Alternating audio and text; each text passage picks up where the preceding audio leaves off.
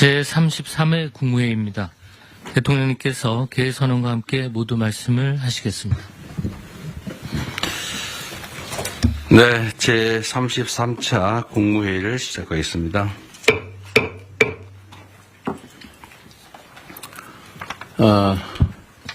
가만있어 보자.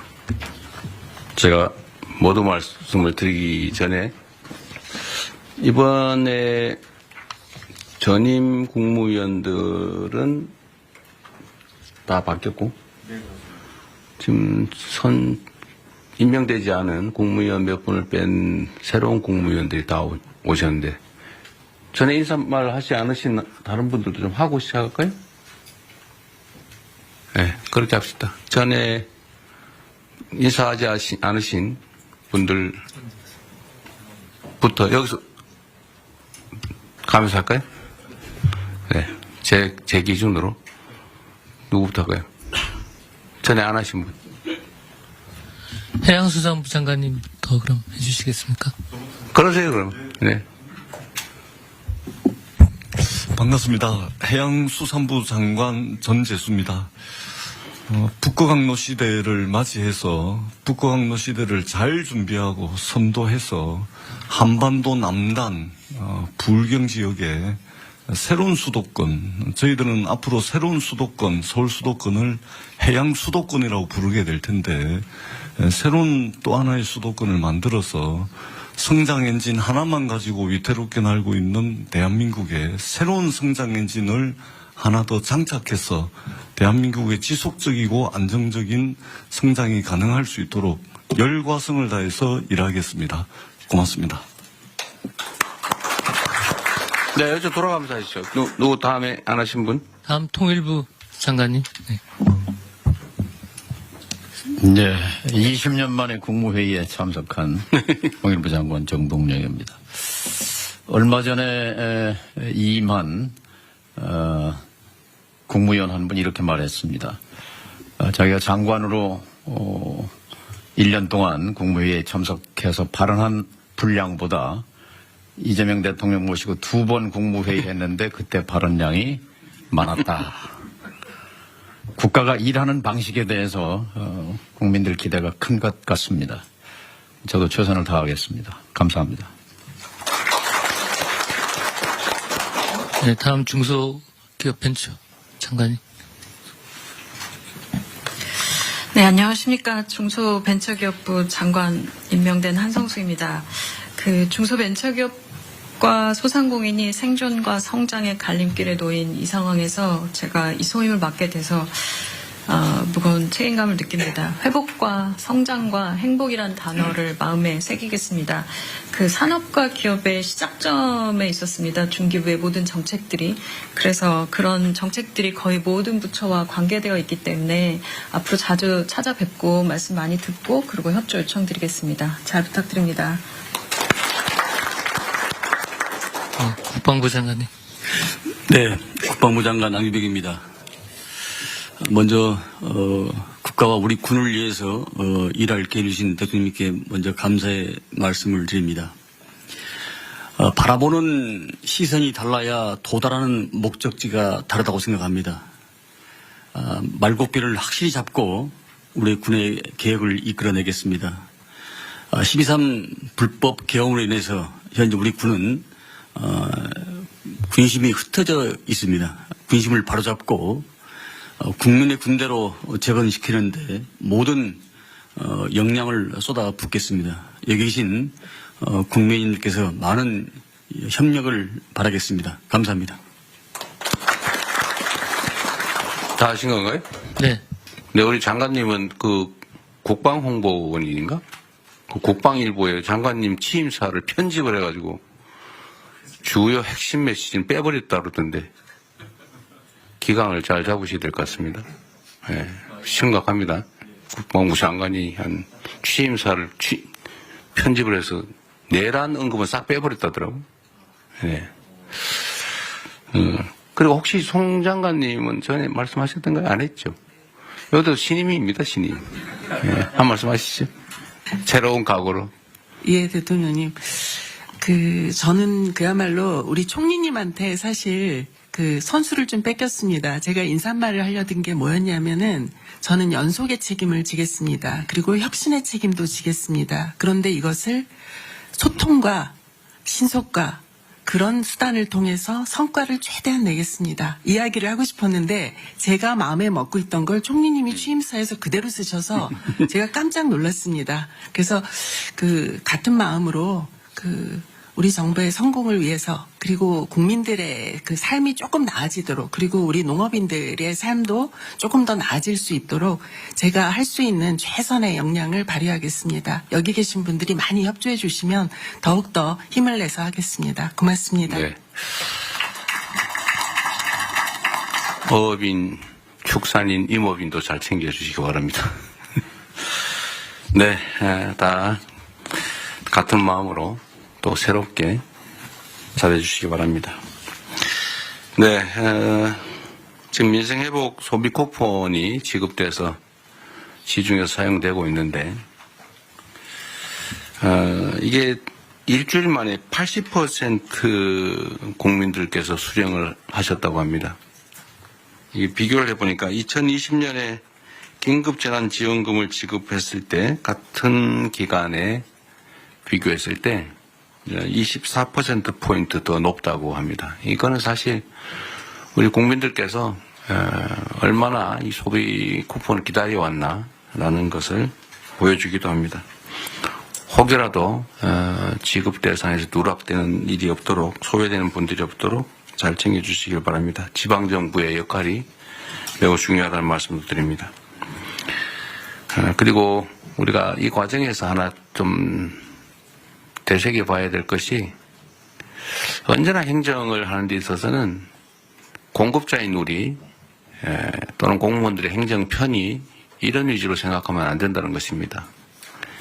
이게 모두가 행복하자고 하는 일이 누군가에게 엄청난 좌절감, 소외감, 상실감을 주기도 합니다.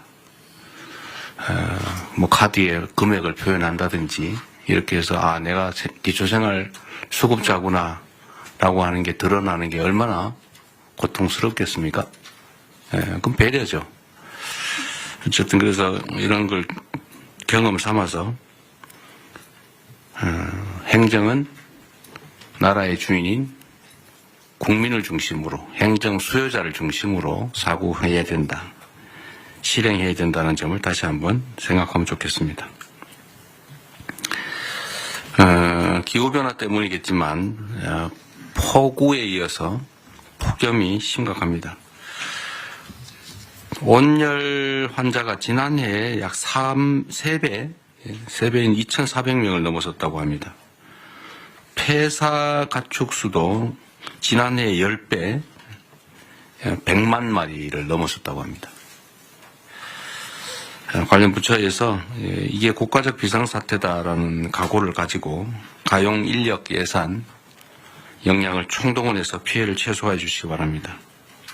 취약계층 지원이나 특히 야외에서 일하는 노동자들에 대한 보호, 추가의 농가 피해 예방, 또 물가 안정을 위해서 최선 다해 주시기를 다시 한번 당부드립니다. 그리고 제가 어제 보니까 포스코 ENC라는 회사에서 올해 들어서 5번째 산재 사망사고가 발생했다고 합니다. 5명이 올해 돌아가셨다 그 말입니다. 일하러 갔다가. 이게 있을 수 있는 일입니까? 살자고 돈 벌자고 간 직장이 전쟁터가 된 거 아닙니까? 어떻게 동일한 사업장에서 올해만 5명이 일하다 죽을 수 있습니까? 며칠 전에도 보니까 무슨 상수도 공사하는데 맨홀을 들어갔다가 또 2명인가가 질식 사망했다고 합니다. 그 이전에 며칠 전에 또 보니까 무슨 큰 통에 그걸 수리하러 들어갔다가 또 질식 사망했다고 해요. 뭔가 폐쇄된 공간에 일을 하러 들어가면 질식 사망하는 사고가 많다는 건 국민적 상식인데 어떻게 그걸 보호장구 없이 일을 하게 합니까? 사람이 누군가를 위해서, 어떤 사업자를 위해서 일을 하다 죽는 것, 그에 대한 감각이 없는 건지, 사람 목숨으로 여기지 않고 무슨 작업 도구로 여기는 게 아닌가, 그런 생각이 들 때가 있습니다. 나와 내 가족이 귀한 것처럼 일하는 그 노동자들도 누군가의 가장이고, 누군가의 가족이고, 누군가의 남편이고, 누군가의 아내이고, 그렇습니다. 똑같은 장소에서 똑같은 사고가 발생하는 것은, 똑같은 방식으로 특히 사망하는 것은 충분히 예상할 수 있는 일인데, 이 예상할 수 있는 일들을 방어하지 않고 사고가 나는 것은 결국 죽음을 용인하는 거죠. 아주 심하게 얘기하면 법률적 용어로 미필적 고의에 의한 살인 아닙니까? 죽어도 할 수 없다. 뭐 죽어도 어쩔 수 없지. 이런 생각을 한 결과가 아닌가 하는 생각이 들어서 정말로 참담합니다. SPC가 8시간 이상의 야간 장시간 노동을 없애기로 했다고 합니다. 늦었기는 하지만 다행인데 말씀을 하셨으니 꼭 지키기 바랍니다. 전에도 뭐 1,000억을 들여서 동일사고 발생하지 않게 조치하겠다고 했는데 그걸 과연 했는지 제가 확인해 보라고 했지만 이번에는 신속하게 꼭 지켜주시기를 부탁드립니다. 그런 얘기가 있죠. 사람은 기계가 아니다. 노동자도 사람이죠. 12시간씩 밤에 그것도 주야 막교대로 이어서 뭐 일한다는 게 쉽지 않습니다. 어쨌든 이런 후진적인 산재를 영구적으로 추방해야 합니다. 연간 1,000명에 가까운 사람들이 일하다 죽는다고 하는 게 이게 있을 수 없는 일이죠. 대한민국이 명색이 10대 경제강국에 5대 군사강국, 문화강국이라고 불립니다. 그리고 세계 최고를 자랑하는 민주주의 국가죠. 일하다 죽는 일이 최소화될 수 있기를 바랍니다. 안전이라고 하는 것은 당연히 해야 될 의무지, 이걸 비용으로 생각해서 아껴야 되겠다 이렇게 생각하면 안 되죠. 돈보다 생명이 귀중하다는 생각을 모든 사회 영역에서 우리 모두가 다시 한번 되새겨보면 좋겠습니다. 뭐 물론 이럴 때는 여러 가지 원인들이 있죠. 원청, 하청 관계. 공사 현장에 가보면 하청을 한 번만 하는 게 아니고 하청의 하청, 하청의 하청의 하청, 하청의 하청의 하청의 하청. 그래서 4번, 5번씩 하청이 되면서 원 도급 금액의 절반 정도로 실제 공사가 이루어지니까 안전시설이나 안전조치를 할 수가 없어요. 이거 법으로 금지된 건데 방치되어 있지 않습니까? 포스코 ENC 같은 데서 1년에 5명씩 이렇게 산재 사망사고가 나는 것도 아마 그런 거와 조금은 관련이 있지 않을까 그런 생각이 듭니다. 한번 가봐야 되지 않을까 싶은 생각이 들고요. 이 산재 사고, 특히 사망사고에 대해서는 좀 오늘은 우리 국무회의에 의제로 미리 제가 고지를 해드렸는데 이게 어느 한 부처만 노력해서 될 일이 아닙니다. 각 부처가 준비한 게 있으니까 공개적으로 요거는 한번 안건 논의 전에 토론을 한번 했으면 싶어요. 준비하신 게 있으니까 지금부터 시작을 하면 좋겠습니다. 어쨌든 이런 노력을 기반으로 올해가 산재 사망 근절 원년이 될 수 있으면 좋겠습니다. 좀 그래프가 사망이 계속 유지되거나 늘어나는데 꺾이는 그 원년이 되었으면 좋겠다는 생각을 가지고 오늘 토론을 한번 시작해 보도록 하겠습니다. 제가 진행을 할 테니까요. 준비된 게 있으시면 요거 토론부터 먼저 하도록 하겠습니다.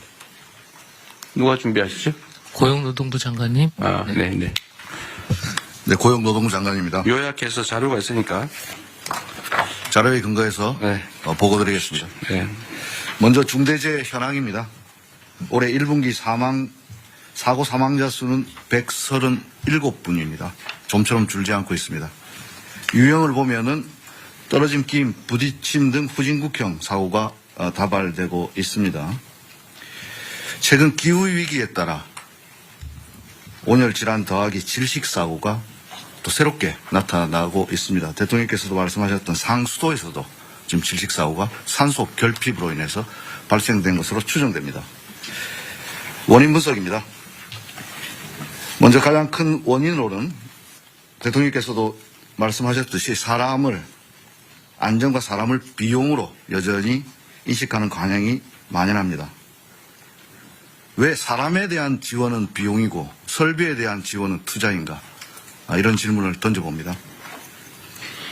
SPC 이 사례에서 대통령께서 정확히 지적하셨듯이 저임금 장시간 노동이 재해자의 집중력을 저하시켰고 이러한 것들이 모여서 재해자의 불안정한 행동이 나타났다는 점에서 그동안 우리는 재해자의 불안정한 행동을 원인으로 지목해 오지 않았나. 우리 정부에서는 원인과 결과를 뒤바꾸지 않겠습니다. 또한 교체가 시급한 노후 장비, 특히 그날도 회전체 윤활유가 자동으로 분사되어야 함에도 불구하고 오랫동안 방치되었던 것을 재해자께서 수동으로 공급하다가 사망사고에 이르렀습니다. 왜 이러한 투자가 적게 이루어지지 않았나? 이것은 결국 지배구조와 연관이 있다고 생각됩니다. 고난과 책임에 분산되어 있었기 때문에 현상 사장은 어찌 보면 흔히 하는 말로 고난 없는 사장이 아니었나 하는 생각이 듭니다. 두 번째로는 재해가 발생해도 기업의 실질적인 손실이 크지 않는, 즉 재해 발생을 비용으로 환치했을 때도 기업 차원에서는 크지 않다는 인식이 팽배한 게 아닌가 생각됩니다. 중대재해처벌법이 도입되어서 경각심은 제고되었지만 현장에서는 오히려 최고위 경영 책임자는 회피하려는 법률 컨설팅에 의존하고 실질적인 감소책이 나타나는 것은 줄어들지 않는 이유는 거기에 있지 않나 생각됩니다. 또한 이 중대재해처벌법 수사 판결이 상당 시간 소요되기 때문에 또 손방망이 처벌이라는 것도 있고 또 한편 기업에서는 불확실성이 길어짐으로써 불만도 있는 것도 사실입니다. 일각에서는 중대재해처벌법이 대형 로펌만 좋아졌다는 자주 섞인 이야기도 있습니다. 이런 차원에서 중대재해처벌법의 실효성 강화 방법 필요하다고 생각됩니다. 세 번째로 지시와 개통의 불확실성이 야기하는 기업의 경영 방식입니다. 개통은 단순화되어야 되고 지시는 정확해야 됩니다. 그래야만 안전이 확보되는데 이러한 지배구조의 다단계 구조 속에서 개통은 복잡해졌고 지시의 책임자는 불분명해졌습니다. 이런 문제 근본적으로 발본색원하겠습니다. 마지막 지난 정부에서 대책이나 집행 과정이 전면적으로 재검토가 필요하다고 생각됩니다. 사람의 안전 생명보다는 오히려 경영 여건을 우선시하는 경향이 있었지 않았나 생각됩니다. 향후 대책입니다. 이재명 정부에서는 근본적으로 중대재해에 대한 대책의 정부의 근본적인 패러다임을 전환하고자 합니다. 이를 위해서는 그동안 기업에 대한 책임 의무를 강화하는 것과 함께 실제 당사자인 노동자들이 보호의 객체가 아니라 자신들이 나서서 예방을 하는 주체로 만들기 위한 인식 전환과 제도 개선이 시급합니다. 아무리 정부에서 행정력을 동원해서 지도 감독한다 하더라도 사후적인 처벌로 될 가능성이 높기 때문에 예방하기 위해서는 당의 당사자가 가장 잘 압니다. 이것이 바로 일터 민주주의입니다. K민주주의의 완성은 일터 민주주의에서 확보된다고 생각합니다. 따라서 사고 예방에 가장 최전선에 있는 노동자들이 알 권리, 참여할 권리, 피할 권리를 보장함으로써 사전에 이들이 위험 요소를 알고 그러면 개선할 것들을 노사가 함께 논의할 수 있는 참여의 권리를 보장하고 그럼에도 불구하고 발생되는 불의의 사고에 대해서는 피할 권리를 보장하겠습니다. 다음입니다. 안전을 비용으로 생각하지 않도록 충분한 안전재원이 확보될 수 있는 제도적 장치가 시급합니다. 특히나 건설 현장에서 만연하고 있는 불법 하도급, 무분별한 재하도급 근절을 위한 제도 개선을 관계부처와 협의해야 된다고 생각합니다. 공기 단축을 이유로 사람이 죽어서는 안 됩니다. 표준 도급계약서 개정하겠습니다. 건설업에서 산업안전보건관리비 계상 의무도 원청해 주겠습니다. 제가 지난주 남양주 건설 현장 갔을 때 안전난간 지적했는데 이런 것들이 원청 발주자에서 처음에 포함이 안 돼 있었습니다. 원청으로부터 지급받아서 모두 설치 완료됐다고 보고받았습니다. 다음입니다. 사망사고 발생 시 실질적인 제재가 가능한 방식을 고민하겠습니다. 형사적 처벌과 함께 징벌적 손해배상 등 경제적 제재, 그리고 공공 입찰의 참가를 제한하거나 영업정지 등 병행 검토하고요. 아까 말씀드렸던 복잡한 지배구조, 거버넌스에 대해서 실질적 책임 있는 자, 권한 있는 자에게 책임을 묻도록 하겠습니다. 자료에는 나와 있지 않지만 싱가포르 사례, WHS라고 하는 범정부적 싱가포르도 2005년 당시만 하더라도 저희들과 같은 상당히 높은 산업재해 나라였습니다. 하지만 지금 세계적으로 가장 안전한 나라가 되고 있는데요.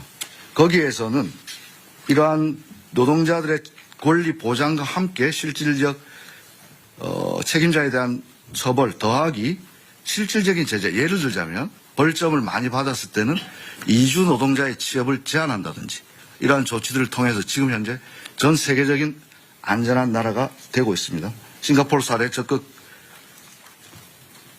참조해서 제도 개선에 나서겠습니다. 무분별한 위험의 외주화 제한할 수 있도록 원청 책임을 강화하겠습니다. 적격 수급인이라고 하는 선정 기준을 강화해서 적격자가 아닌 자가 수급받을 수 없도록 하겠습니다. 특히 공공부문부터 위험작업 재하도급을 금지하고 불가피하게 할 때는 반드시 승인을 실시하도록 신설을 하겠습니다. 마지막으로 대통령께서 지시하신 산업안전감독관 증원 지방자치단체와 협업을 잘 진행하되 단순한 숫자 증가만 그치지 않고 이들에게 실질적 권한과 함께 책임을 뒤에 병기시킴으로써 실질적인 산업안전 지도가 될 수 있도록 하겠습니다. 예컨대 근로감독관들이 지금 많이 있지만 집단적 노사관계 업무까지 하고 있습니다. 노동조합 동향보고 이런 불필요한 업무 확 줄이고 여기에 집중할 수 있도록 일하는 방식도 바꾸겠습니다. 대통령께서 SPC에서 특공대가 돼야 된다고 지시하셨는데 특공대 만들어서 예를 들어서 실무 경력을 가진 퇴직자와 신규자를 2인 1조로 해서 이른바 노동안전 투캅스 만들어서 계속 페트롤카를 돌리고 불시에 점검할 수 있도록 하겠습니다. 이상과 같이 대책을 보고 드리고 관계 부처와의 내용은 자료 참조해 주시면 되겠습니다. 이상입니다. 네, 요즘 노동자 출신이 노동부 장관이 되셨으니 옆에 중소기업부 장관은 중소기업을 잘 챙기시고 네. 산업부 장관은 기업들을 잘 챙기시고 자 그런 방향으로 갑시다. 그렇게 가는데 일단은 각 부처가 준비한 거 얘기하기 전에 꼭 준비 안 했던 부처라도 말씀을 하셔도 됩니다. 자주간에 이게 옛날에 제가 어릴 때 올리버 트위스트라는 소설책을 본 일이 있는데 그 어릴 때는 몰랐는데 나이가 들어서 알고 보니까 그게 소년 노동의 잔혹함을 풍자한 책이었어요. 그 노동법이 생겨난 이유가 이러다가 노동자들이 다 전멸해가지고 일시킬 사람이 없어지니까 우리 밤에는 여성들 아이들은 노동시키지 말자. 또는 뭐 13살 이하는 쓰지 말자. 키우자. 그렇게 해서 노동법이 생겨났다고 하잖아요. 예, 공장법의 시초입니다. 네. 하여튼 그 노동법들이 현장에서는 잘 안 지켜지는데 특히 산업안전에 관한 기준들을 다 법에 정해져 놨잖아요. 그죠? 네. 추락 방지 시설이니 뭐니 뭐 온갖 뭐 예를 들면 폐쇄 공간에 들어갈 때는 뭐 호흡을 다 해야 된다 뭐 온갖 게 다 있는데 그거 다 안 지켜서 나는 사고들이죠. 다. 거의 대부분이. 거의 대부분이 그렇습니다. 그 안 지킨 이유는 돈 드니까. 네, 비용입니다. 비용 드니까. 네. 원청에서 안 주니까. 근데 이게 아주 단순한데 그 비용을 아끼는 게 이익이니까 계속 아끼겠죠. 근데 만약에 이걸 아꼈는데 보험 원리상 비용이 나중에 지출해야 된 대가가 이것보다 훨씬 더 크더라. 라고 하면 절대 이러지 않을 거예요. 그죠? 그렇습니다. 그건 뭐냐면 결국은 제재나 대가가 너무 약한 거죠. 그러니까 차라리 사람이 죽는 위험을 감수하는 게 이익인 사회인 거죠. 그래서 이게 핵심적인 원인인 것 같으니까 아까 말씀하신 것처럼 근로감독관 300명 빨리 구성하라는데 몇 명 했어요? 지금 300명 이미 구성되어 있습니다. 구성됐어요? 네, 150 산업안전공단 단속은 나가고 있어요? 매주 나갑니다. 매주? 매일 나가야지 왜 매주 나갑니까? 아, 저는 매주 나갑니다. 아, 본인은 매주 나가시고요. 어쨌든 불시 단속은 계속 하고 있는 거죠? 그렇습니다. 언제 저도 한번 같이 가면 좋겠어요. 고맙습니다. 네. 어쨌든 사람 목숨을 지키는 특공대다 이렇게 생각하고 네. 정말로 철저하게 단속해야 됩니다. 직을 걸겠습니다. 네. 진짜로. 이번에 이거 해가 상당 기간 지나도 산재가 안 줄어들면 진짜 직을 거십시오. 그렇게 하겠습니다. 보호의 객체에서 예방 주체로 이거 아주 재밌는 아이디어 같습니다. 그러려면 사실은 노동자들의 단결된 역량이 되게 중요한데 그죠? 네. 노동조합도 조직 방해나 이런 것들은 요새 별로 없는 것 같긴 하던데. 하여튼 아직까지는 그런. 노동자들이 혼자 이런 문제를 해결하기는 어렵기 때문에 같은 입장에 있는 노동자들끼리 연합할 수 있게 단결할 수 있게 하는 게 중요한 과제인 것 같습니다. 노동자들의 조직률은 좀 올라가고 있나요? 지금 현재 12% 어간에서 정체되어 있는. 한 10년 만에 1% 올랐군요. 네, 그렇습니다. 그래도 오른 게 어디인가 싶긴 하네요. 이게 제일 핵심은 그거 같습니다. 실질적 제재. 그러니까 이게 안전조치를 안 하고 사고가 나면은 안전조치를 안 함으로써 생기는 이익 비용 절감보다 훨씬 더 큰 지출이 있다. 네. 라는 걸 확실하게 제도화하면 네. 사고 안 나게 미리 열심히 하겠죠. 네, 그래서 결국 그게 문명 국가일 것 같아요. 맞습니다. 이 중대재해처벌법 말씀 잠깐 드리면 중대재해처벌법에 우리가 처음에 아이디어를 얻었던 것이 영국에 제정됐던 기업살인법이라서 법인에 대한 제재를 그러긴 한데 이게 저는 재계에서 중대재해처벌법 이거 자꾸 문제 제기하던데요. 네. 사실 저는 이게 그렇게 실효적인가 하는 의문이 있긴 해요. 네네. 대부분 집행유예 정도로 끝나는 데다가 그 실질적 경영주, 그러니까 이런 안전조치를 하지 않음으로써 이익을 얻는 주체하고 실제 처벌받는 주체가 많이 괴리돼 있죠. 네, 그렇습니다. 예를 들면 실제 이익은 예를 들면 회장이 보는데 그렇습니다. 최대로 해야 사장이 책임지는. 네네. 사장은 실제로 고용인데. 네. 그러니까 별로 효과가 없는 거죠. 실효성 제고 방안을 검토하겠습니다. 근데 이게 저는 형사처벌은 별로 좋은 아주 결정적인 수단은 못 되는 것 같고 맞습니다. 지출이 늘어나게 만들어야 될 것 같아요. 네. 제재도. 네. 그러니까 아까 말씀하신 징벌배상. 네. 그러니까 똑같은 상습적 반복적 사망사고가 발생한다. 네. 뭐 한 번 우연히 발생한 거라면 모르겠는데 똑같은 현장에서 똑같은 원인으로 똑같은 시기에 똑같은 방식으로 이거는 사실은 거의 고의에 가까운데 이런 경우는 징벌배상을 도입을 하는 것도 한번 고려해 볼 필요는 있죠. 검토하고 있습니다. 아 그래요? 네. 여기 자료에 있는데 갑자기 말씀하셔가지고 아니, 여기 보면은- 지금 바로 생각했나? 아니요. 여기 보면은. 뒤에 있어요? 네. 알겠습니다. 예. 그런 거라든지 과징금이라든지 고액의 과징금 사실 경제적 제재를 가해야 실제 예방을 하기 위해 나서지 않을까. 이익과 손실, 자본주사는 게 중요하잖아요. 네. 계산이 중요하니까 그것도 한번 고려해야 될 것 같고요. 이제 다른 부처들이 좀 준비한 게 있을 테니까 한번 얘기를 좀 들어보고 또 의논을 마저 하겠습니다. 각 부처가 준비한 건 최대한 좀 요약해서 다 알아들을 수 있으니까 좀 시작하도록 하시죠. 법무부가 먼저 할까요?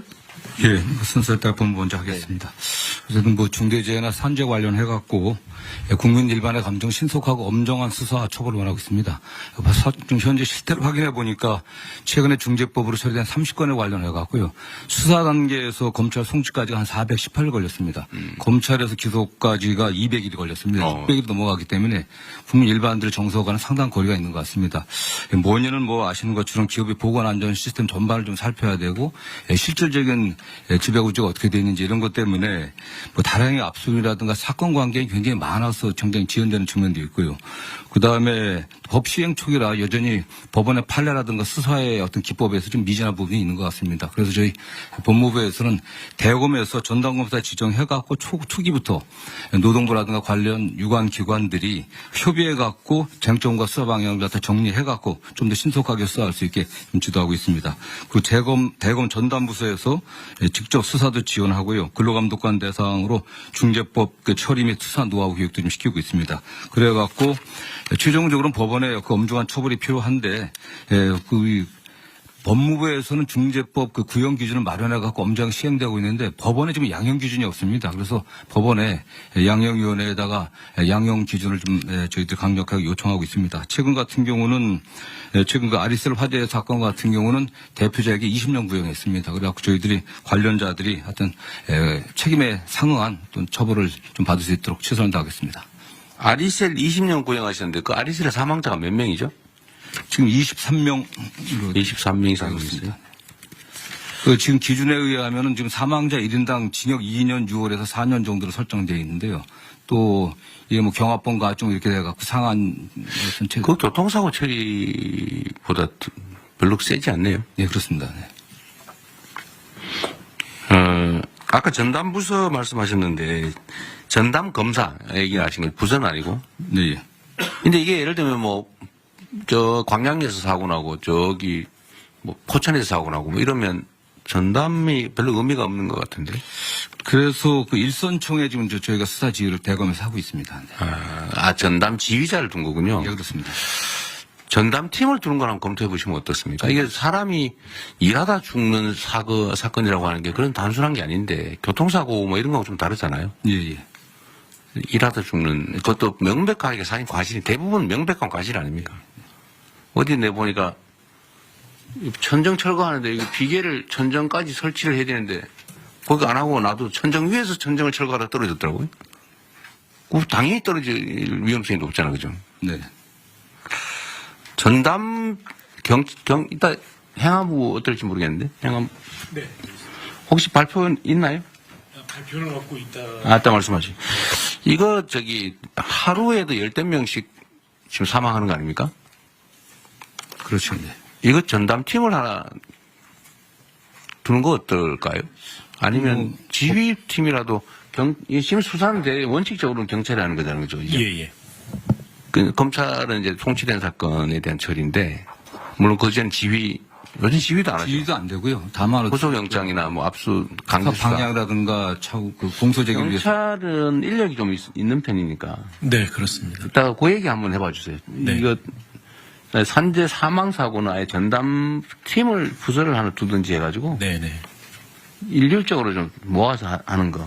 이것도 사실 노하우가 필요하잖아요. 네, 산업안전법. 1차적으로 경찰이 그 수사를 해야.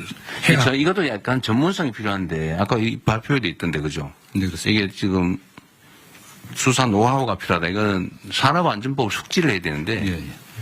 뭐 이 경찰이 했다, 저 경찰이 했다가 뭐 이 검사가 했다, 저 검사가 했다 하면 그 공부하느라고 시간이 많이 걸릴 것 같은데 아예 전문 역량을 가진 사람 팀을 짜가지고 네. 아예 교육을 좀 시킨 다음에 팀 네. 그걸 연구 한번 해보시죠. 예, 팀을 그렇게 하겠습니다. 그다음에 법원의 양형 기준 요청을 하는 거는 이거 우리가 직접 얘기하기는 좀 어려운데 법무부가 좀 법무부에서 협의를 한번 하시죠. 예, 그렇습니다. 네, 다음 산업부. 예, 산업부 보고 드리겠습니다.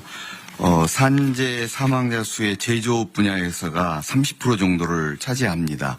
세부 업종별로 보면 열처리나 주단조와 같은 뿌리 산업이 제일 많이 나타나고 있고요. 그 다음에 석유화, 자동차 부품을 포함한 자동차 분야, 기계산업 순위입니다. 저희 산업부는 고위험 업종을 중심으로 한 AI 등을 활용한 산재 예방 쪽에 주력을 하고 있습니다. 첫 번째, 산업 AI 기반 제조 안전 시스템 개발을 올해부터 29년까지 해서 고위험 업종 포함 10개 업종에 대한 안전 시스템을 개발을 하고 있습니다. 이러한 시스템이 개발이 되면 이 10개 업종의 기업들이 활용할 수 있도록 조치를 하고자 합니다. 두 번째는 산업단지에 대한 관리를 산업부가 맡고 있어서 이 산업단지 내의 안전관리 문제입니다. 산단 내에 고위험 지역에 대한 IoT 인프라 활용 예방 시스템을 구축을 하고 있습니다. 이러한 화학물질, 유해 화학물질에 대한 누출 감지 솔루션이나 사족 위험 지역에 대해서는 사족 보행 로봇이 투입될 수 있게 하거나 또는 예방 감시를 드론을 통해서 활용할 수 있는 방안들을 강구를 하고 있습니다. 마지막으로는 이러한 안전 환경 구축이 산업계 측에서 이루어질 수 있도록 특히 중소조선사나 산업단지 내에 중소중견기업 대상으로 하는 안전 컨설팅 또는 안전 디자인을 구축해주는 지원 사업을 추진하고 있습니다. 네, 수고하셨고요. 이런 건 뭐 잘 해주시고, 제 산업부는 특별히 하나 좀 부탁을 드리고 싶은 게 있는데, 예. 어쨌든 대한민국의 주요 기업들을 관할하고 계시잖아요. 예. 또 이 기업들도 이 산재 사고에 대한 인식을 좀 바꾸는 게 중요할 것 같아요. 특히 이 건설이나 뭐 이런 데 위험한데, 이런 데는 이게 앞으로는 더 비싸게 먹힌다. 예. 이거 엉터리 관리하면 더 많은 지출을 하게 된다는 사실을 충분히 숙지하게 하고, 또 한 가지는 이 노동 생산성하고 관계가 있는데, 물론 뭐 그분들이 더 전문이긴 하겠지만, 이렇게 열악한 환경에서 일을 막 강제로 시켜서 사고가 날 상황, 빈발할 상황이 되면 자발성이 떨어지잖아요. 사실 충성도가 떨어져서 그 생산성에 크게 도움이 안 될 것 같은데, 좀 그런 연구들은 좀 하고 있나 모르겠어요. 그러니까 좀 근로자들이 신나서 내 직장이야 우리 뭐 라는 생각을 가지고 일하는 경우하고, 막 열악한 환경에서 뭐 옆에서 막 노동자들이 죽어가는 걸 보고 막 이러면서 일하는 거하고 생산성에 영향이 꽤 있을 것 같은데, 예. 이런 것도 한번 연구를 한번 하든지 해가지고 자발적으로 좀 줄이기 위한 노력을 좀 하게 만드는 게 더 중요하지 않을까 싶네요. 그런 측면에서 연구를 해본 기억이 없는데, 네. 말씀처럼 좀. 저는 영향이 있을 것 같아요. 그리고 또 한 가지는 이런 거 산업재해에 대한 단속 강화나 이런 얘기를 하면 기업식이 되게 섭섭하게 생각하는 경향이 있을 것 같은데, 예. 어쨌든 이 정부는 이런 걸 철저하게 관리는 하되, 기업 활동에 지장이 없거나 좀 더 원활한 지역 활동이 가능하면 뭐 규제 완화 합리화든지 아니면 기업 활동에 대한 지원이든지 뭐 이런 건 정말 열심히 할 테니까요. 예. 이제는 노동자들 막 쥐어 짜가지고 돈을 버는 게 아니고, 기술 개발하든지 시장 개척하든지 새로운 사업 아이템을 발굴하든지 이런 데 정부가 지원을 할 테니 좀 그런 데 주력해 주면 좋겠다. 이렇게 좀 해주면 좋겠어. 예. 인식적으로 할 수 있는 방안을 강구하겠습니다. 총리님 하신 말씀 있어요? 마이크 켜고 하십시오. 안전사고가 동일 업종 내에서 안전사고가 많이 나는 업장과 그렇지 않은 업장의 혹시 생산성이 어떠한가를 비교하면 체크가 금방 가능할 것 같으니까 연구소, 국제연구소하고 같이 좀 바로 네, 네. 그리 조치하겠습니다. 대통령님 금방 네. 말씀 주신 것 관련해서 국제연구에서는 약 2점에서 2.4배 정도 오히려 노동 생산성이 올라간다는 비교가 있으니까 뭐가요? 어떻게 하면? 안전에 대한 투자가 갔을 때 노동 생산성이 올라간다. 이미 그런 자료가 있어요. 있습니다. 네. 근데 괜히 쓸데없는 소리 했네. 네. 국내에는 없는데 국제적인 기준으로 있습니다. 그런 거라도 어쨌든 공유라도 하면 좋겠네요. 네. 예, 그렇게 하겠습니다. 대통령 사소한 거 한 말씀. 말씀하십시오. 이 법 이름이 중대재해처벌법이잖아요. 네. 제목은 너무 세고 내용은 처벌은 별로고. 솜방망이고 그렇습니다. 그리고 처벌 자체가 목적이 아니어서 중대재해를 예방하자는 게 목적인데 제목이 처벌법이니까